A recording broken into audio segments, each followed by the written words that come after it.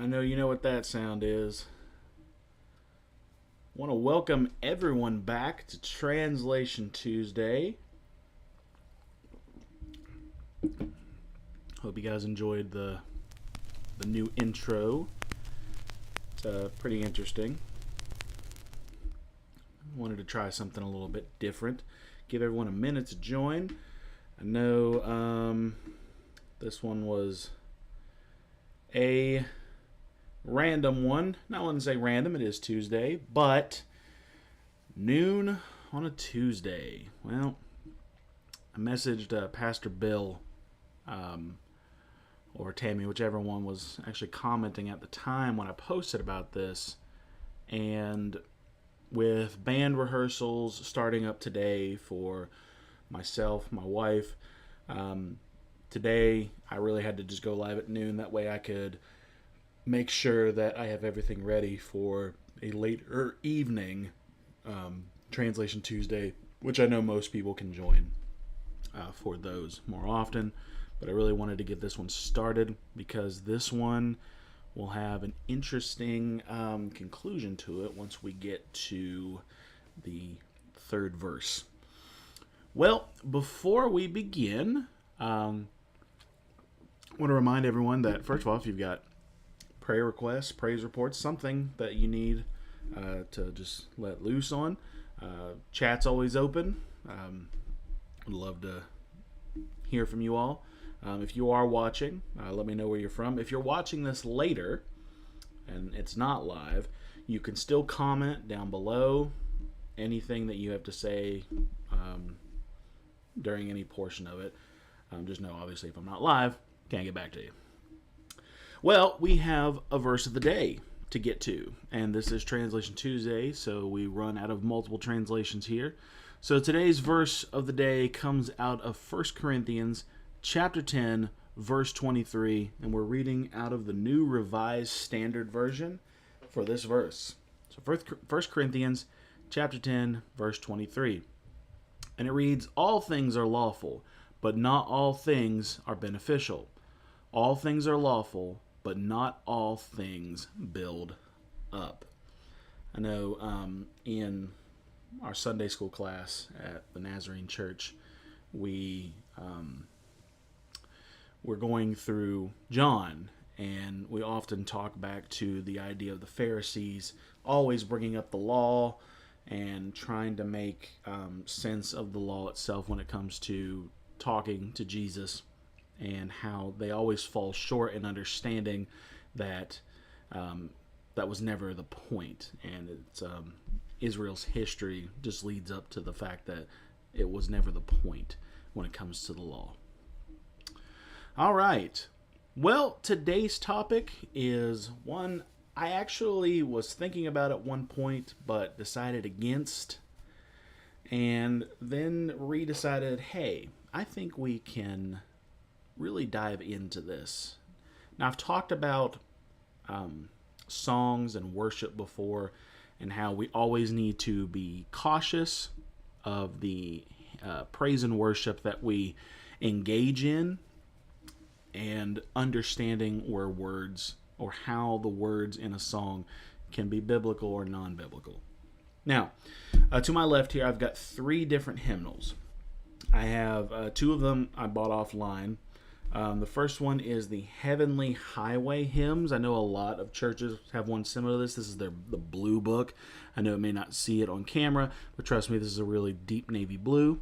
This is that standard secondary hymnal that you read out of. And something I learned about these hymns, the way these notes are shaped for the voices and the piano are called shape notes. And I know some people already know the answer to this.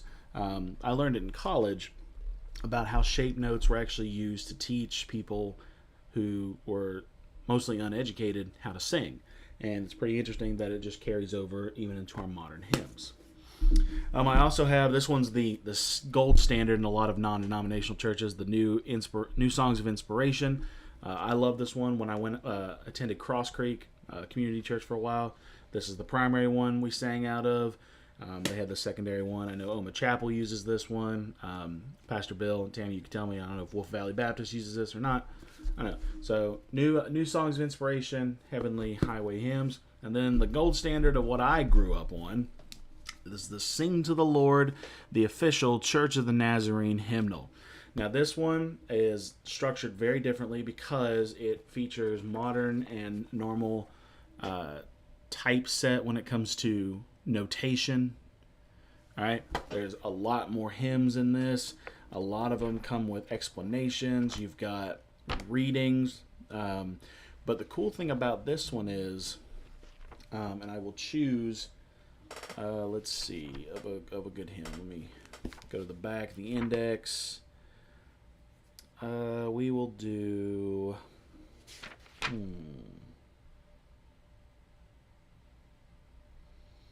We'll do 554.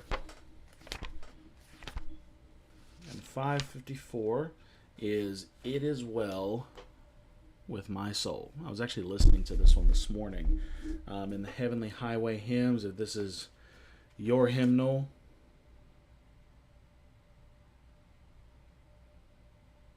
oh, it is not in that hymnal. Now let's check the red hymn. Now, and that's the reason why a lot of churches have the dual hymnal thing, is because sometimes there's not that one. Okay, so for New Songs of Inspiration, It Is Well With My Soul is 262. All right. So the cool thing about this one, like most hymns, it tells you, who wrote it, who wrote the music. Oftentimes the music came later or before. But in the Nazarene hymnal, it has a verse that goes along with this. So this, It Is Well With My Soul, is linked to Colossians 3:15. I'll pull that out of the New American Standard. So Colossians 3:15. Well, I could find it. Let me go to the index. Colossians is one of those Bible books that I'm not 100% familiar where it's at.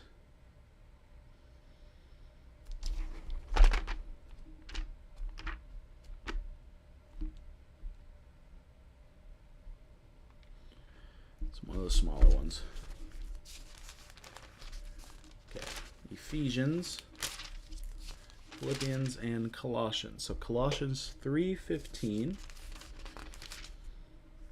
And I love that I already have it highlighted in my Bible. So Colossians 3:15 reads, in the New American, "Let the peace of Christ rule in your hearts, to which indeed you were called in one body, and be thankful."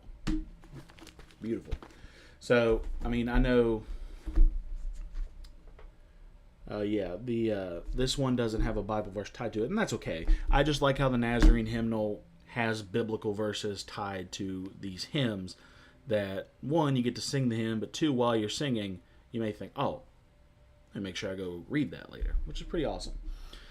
So, we're here to talk about a hymn that up until 2023, I can guarantee you I'd heard it before.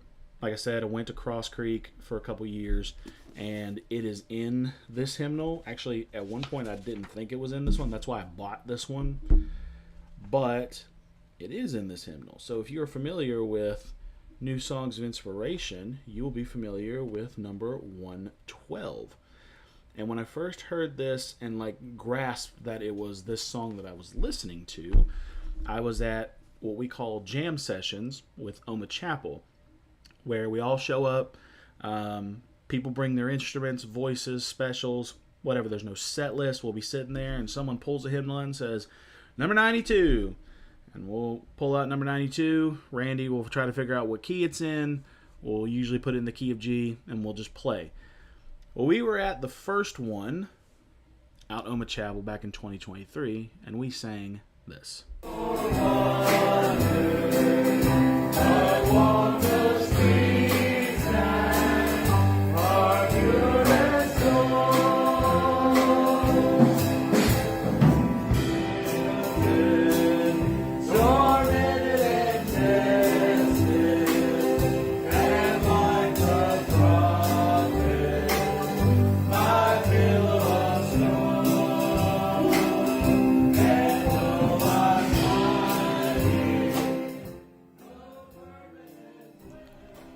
Now, again, this is one of those settings where we're all just jamming, having fun. I'm just playing what comes to mind. And all of the string players, guitarists, are just plucking along with the chords.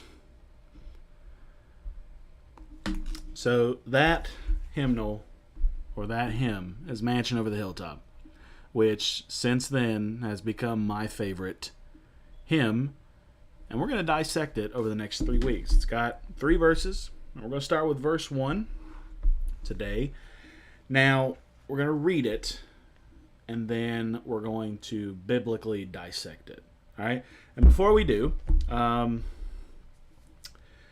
this past Saturday, myself, my parents, my wife, and a couple people from our church, we had planned to go to this big Christian bookstore up in Parkersburg that a lot of us had heard of, but some of us had never been to. And if you know me, I love buying Bibles. Hence this massive shelf over here full of Bibles that I just reorganized by translation. I love Bibles, all right? Well, due to some unforeseen circumstances, we had to cancel the trip. Well, my wife and I, we had some free time, so we went to Tolley's in Mink Shoals, off the Mink Shoals exit coming out of Charleston. And I went there, and initially I was just like, I'm just going to look around, yada, yada, yada. And I ended up buying a Bible. And while looking at it and through it, it just jumped out at me, and I was like, I got to have this one. So here it is. It's got a little piece of junk on the back. Oh, okay. Here it is. It is a Old Schofield Study King James. Actually, one thing that I had to start telling myself, because of the journey that I'm on when it comes to translations, I often found myself avoiding the King James because of my view on King James, it's onlyism and stuff like that. But here lately, I've been telling myself, I was like, man, you got to get back into it a little bit more. So my primary translation is my New American Standard 95 right here. Like, it's the most marked up. It's what I take to church all the time. It's what I do my primary study out of. So I've decided for the next couple weeks, this is going to be my primary Bible. This is the one I'm going to study out of the most. When I pick up and read, it's going to be this one first. And of course, I'm going to have my other translations for clarity, understanding, and comparison. But I'm going to stick with this one for a little bit. All right? So, just had to get that out of the way. So this is the translation we're reading out of Primary Day, Old Schofield, King James. So back to Mansion Over the Hilltop. All right? So let's dissect the opening verse. All right?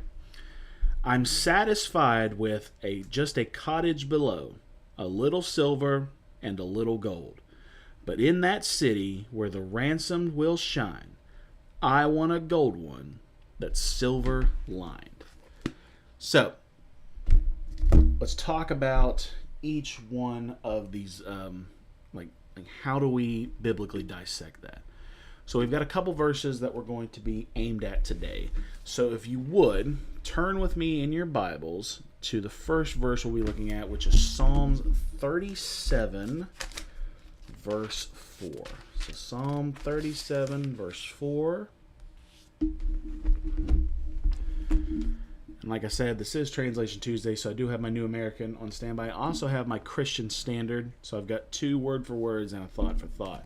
So we'll get Psalms 37:4 pulled up as well here, so we have that clear understanding.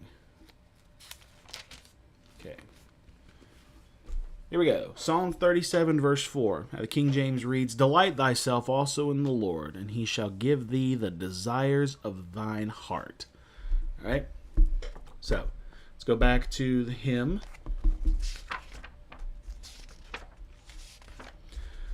So I'm satisfied with just a cottage below. All right? I often think that, Bible verses harken back to each other. And how one verse can reference another. And if you got reference Bibles, like you read a verse, it'll have a letter next to it. You go to the middle and it's like, oh, also see this verse. I feel like Mansion Over the Hilltop calls back or forth. I don't know which one was written first. 1949, and the other hymn I'm thinking of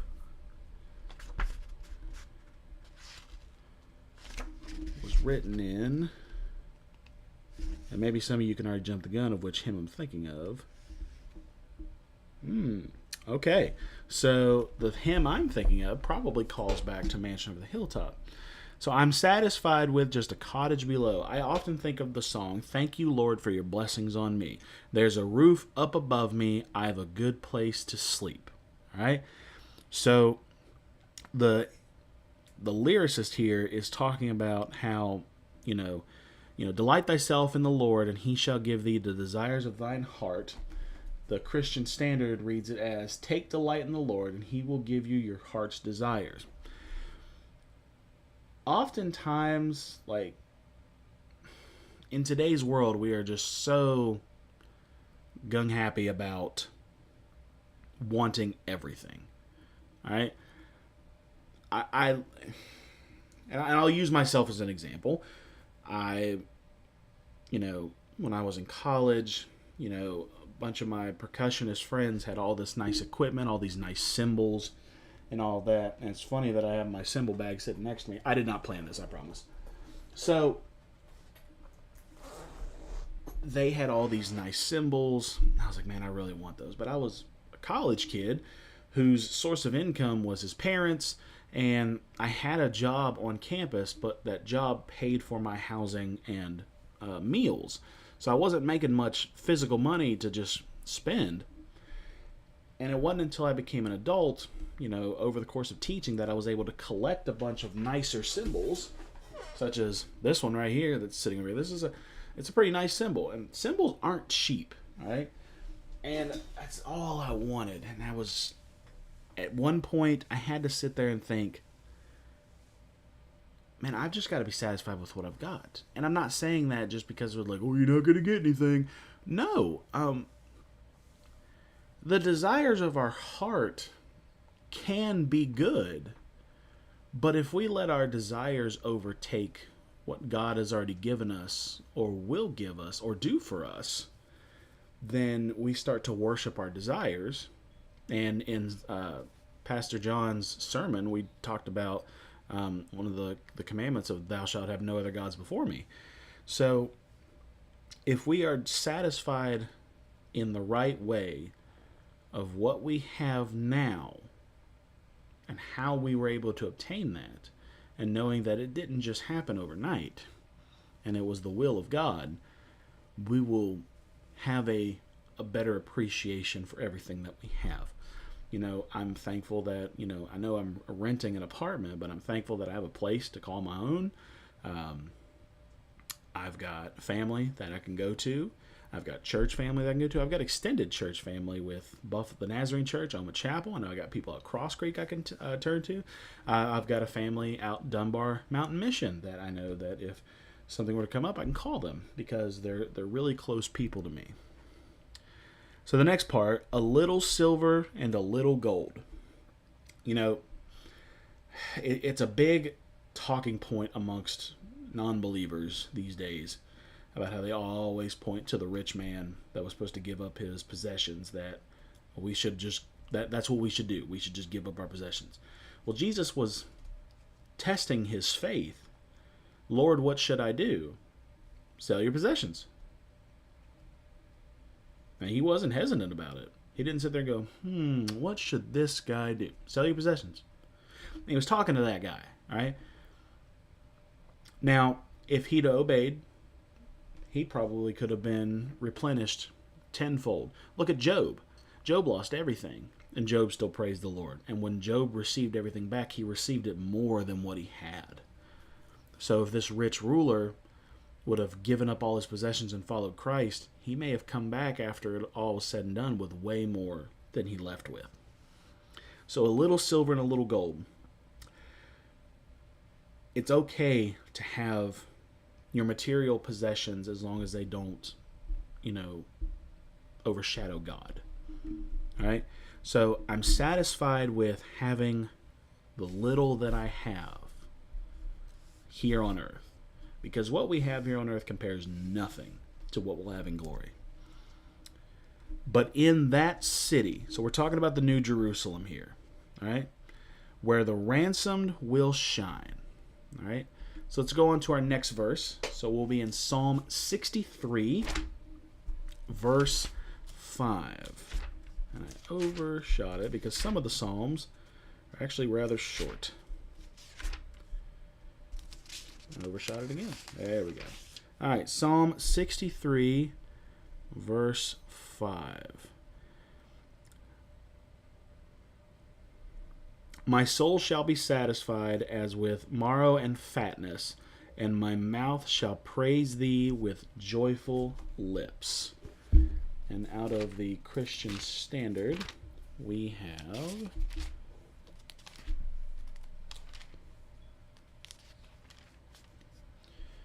you satisfy me with rich food. My mouth will praise you with joyful lips.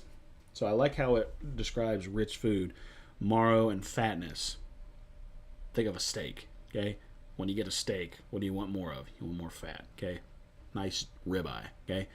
For all my meat eaters out there, a nice big ribeye with intramuscular fat in it is peak. And bone marrow, I don't know why I keep saying marrow, but marrow. Okay, bone marrow is an edible substance. It's just fat. That's all it is. All right.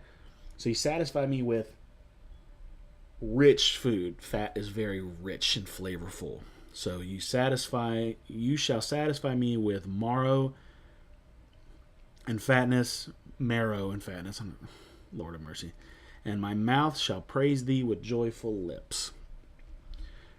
So if we back up to this first section, I'm satisfied with small house and just a little bit of possessions. And the Lord will satisfy us with what we need. If we give to the Lord in our daily, doing. So let's think back to the Lord's Prayer. All right. Our Father, who art in heaven, hallowed be thy name. Thy kingdom come, thy will be done on earth as it is in heaven. Give us this day our daily bread.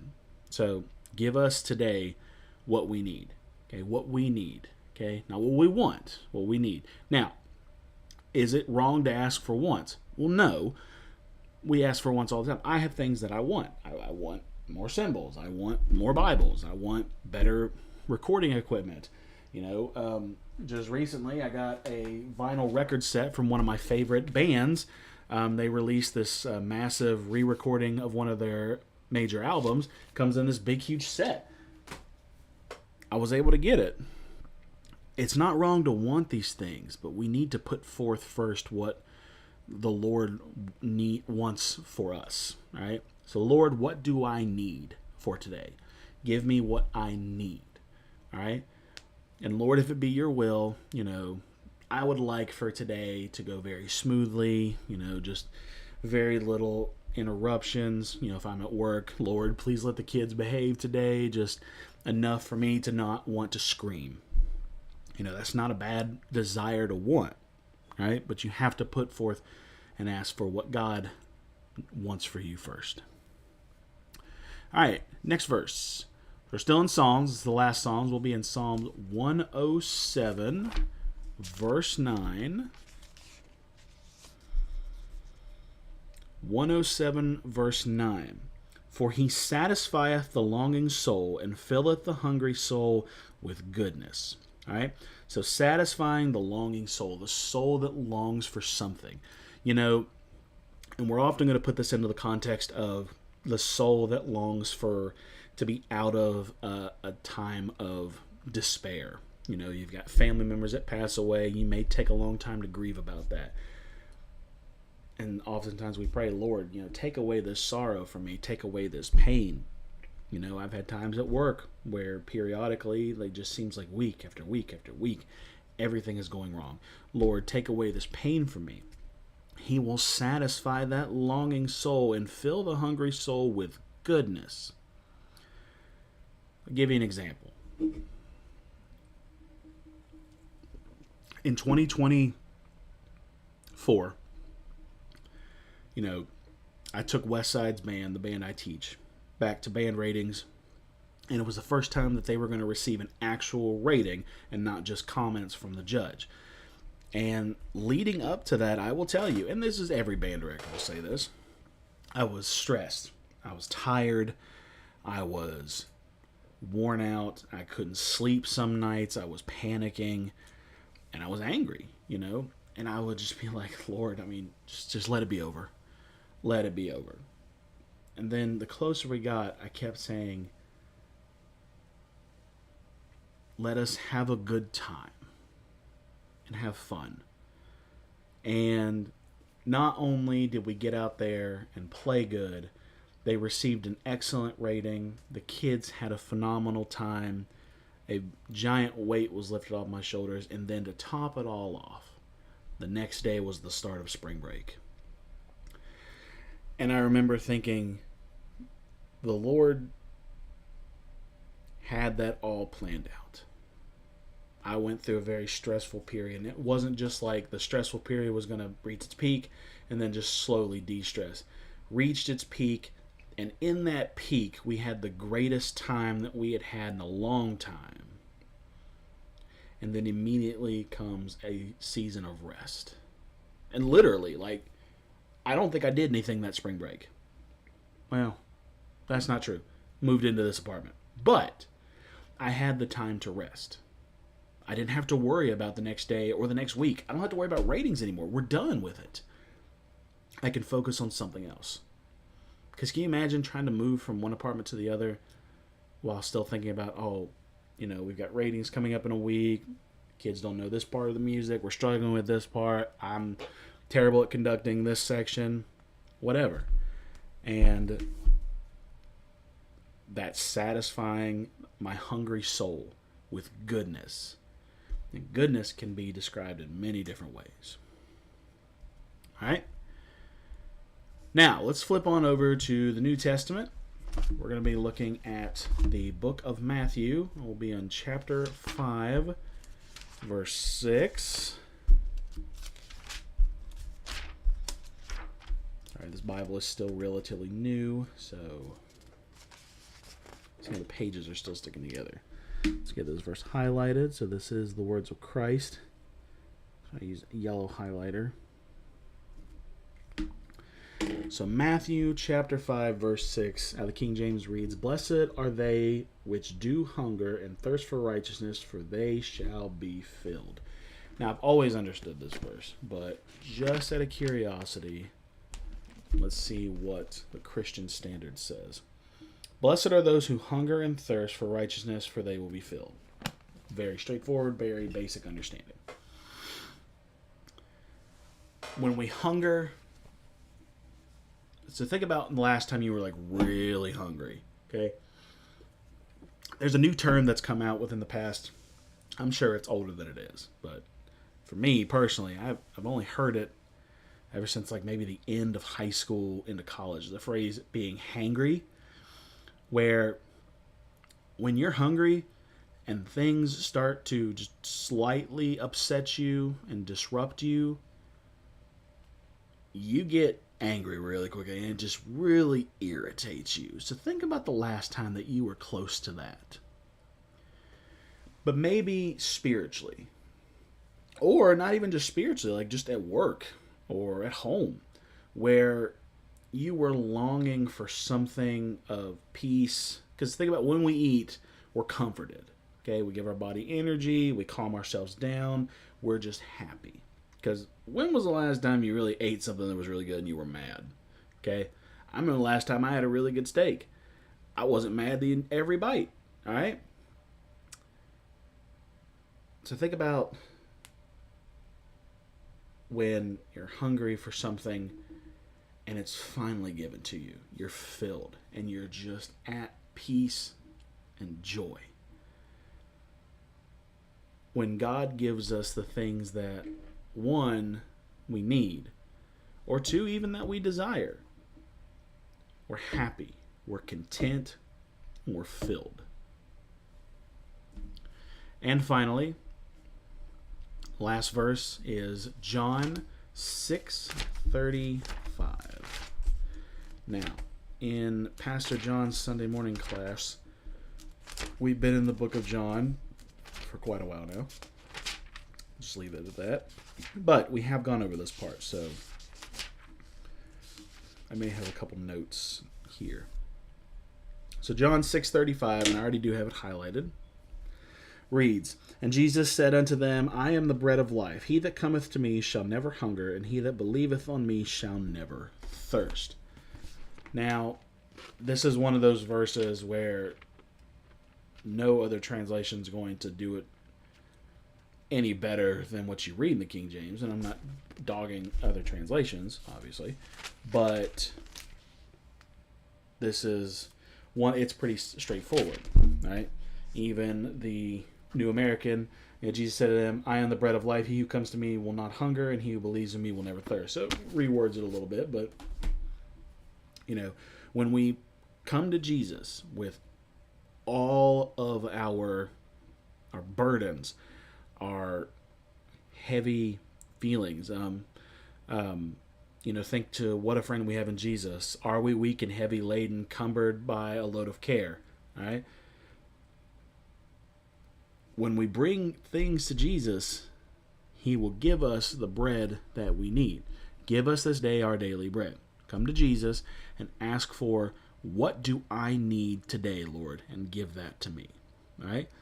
And he that believeth me shall never thirst. And when you believe that you've been given the things from Christ in your day-to-day walk, you will never thirst for things that you don't need again. Lord, I just need to do this one thing. I know it's bad, Lord. I know it's wrong, but no, you don't. And when you've been given the bread of life so many times, you will never hunger for the things of the world again. I believe in the Nazarene world, we call that total sanctification. I could be wrong. Okay, I'll be honest, it's one of those things that I never truly, I understand it, but don't want to dive down that rabbit hole. This is a non-denominational thing. All right? And that is all of our verses for today. So let's wrap this up one more time and read that first verse out of Mansion of the Hilltop. "I'm satisfied with just a cottage below, a little silver and a little gold. But in that city where the ransomed," that's us, "will shine, I want a gold one that's silver lined." Because we know when we get to heaven, we're going to get it all. Okay? We're not going to desire the things of this world, but there are beautiful things in that city that all of us will get to enjoy. We'll all have a great time, and we're all just going to be mesmerized. Thank you guys for joining me today. I hope this was fun for you. I'm sorry that it was on a afternoon. I promise next week it'll be back in the evenings, probably later in the evenings, but it'll be there. Take care, guys, and I'll see you later.